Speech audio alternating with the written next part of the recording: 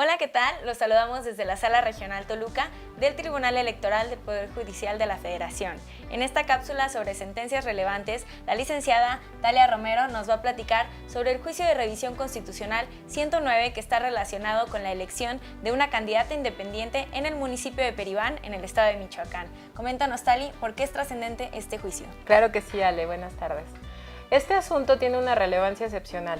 La premisa que está de fondo es una candidata independiente que rebasó el tope de gastos de campaña para la elección municipal en el municipio de Peribán. El rebase fue de aproximadamente 16,000 pesos, lo que equivale a un monto de 7% respecto del tope de gastos fijado. Lo interesante del asunto es que, como muchos de ustedes saben, la nulidad de la elección está prevista constitucionalmente cuando hay un rebase de tope de gastos de campaña y la diferencia entre el primer y segundo lugar es menor al 5% de la votación. En este asunto particularmente, la candidata obtuvo 2,886 votos respecto del candidato del Frente, la coalición al Frente por Michoacán al Frente, que obtuvo 2,759. Esta es una diferencia de 127 votos.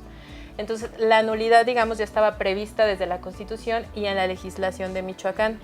Ahora bien, este asunto tuvo bastantes particularidades. Primero, estamos hablando de una candidata independiente. Esto es un candidato, además de que es una figura de muy reciente creación, bueno, no de reciente creación, sino de reciente implementación en nuestro país. Apenas se están afinando diversos detalles, se están ajustando para tratar de evitar esa inequidad en la contienda respecto de partidos que ya tienen toda una infraestructura armada, bases, militantes. Y segundo, una mujer. Tú sabes el tema que ahorita las mujeres estamos luchando por el acceso a cargos públicos, estamos en ese periodo de transición en que estamos accediendo cada vez a mayor cantidad de cargos públicos. Entonces, cuando este asunto llegó, venía de un juicio de nulidad del Tribunal de Michoacán. En aquella instancia el PAN impugnó alegando que había habido presión en una casilla porque la mamá de la candidata fungió como escrutadora. Entonces el PAN alegó que debía anularse la votación en esa casilla y además el rebase de tope de gastos de campaña. Cuando se sustanció este asunto ante el tribunal local, el tribunal estudió la causal de presión y efectivamente no se acreditaba de acuerdo a los extremos previstos en la norma. Esto es, no había hojas de incidentes que demostraran, no habían aportado pruebas que demostraran las circunstancias de tiempo, modo y lugar. Y respecto al rebase de topes, cuando este asunto se sustanció, aún no salía el dictamen consolidado de gastos de campaña de las elecciones municipales del INE. Este dictamen se emitió hasta el 6 de agosto. Entonces, para el momento en que se falló el juicio, el tribunal local estaba atado de manos para saber realmente si se habían rebasado o no el tope de gastos de campaña, porque la autoridad competente, que era el INE, aún no emitía el dictamen.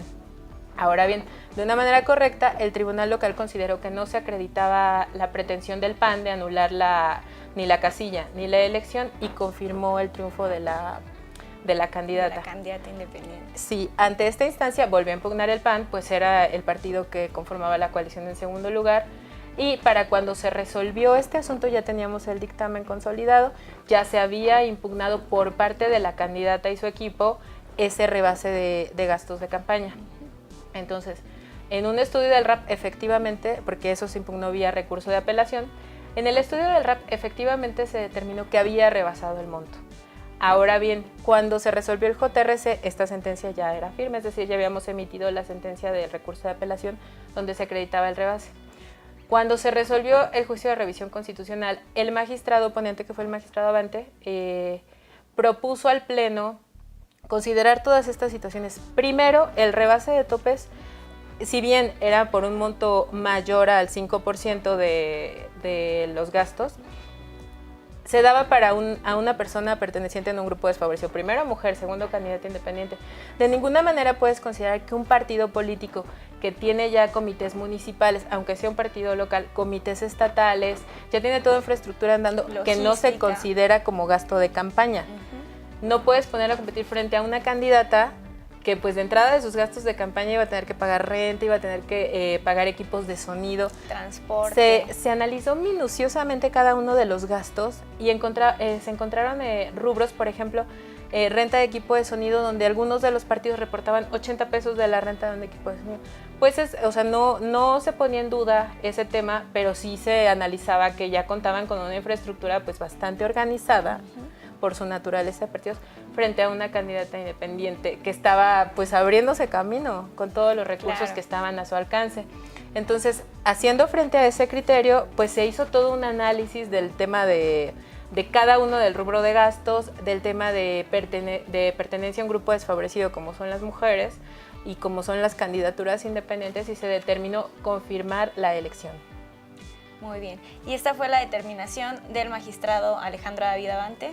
Él como ponente y por supuesto en un criterio adoptado por el pleno de esta sala, y me parece relevante comentarte que se impugnó el asunto y fue confirmado por la Sala Superior. Muy bien, pues muchísimas gracias. Fue una sesión muy interesante, la verdad, sobre la elección de esta candidata independiente en el municipio de Peribán, Michoacán. Muchísimas gracias, Tali, por acompañarme. Al contrario. Y nos vemos en la siguiente cápsula sobre criterios relevantes.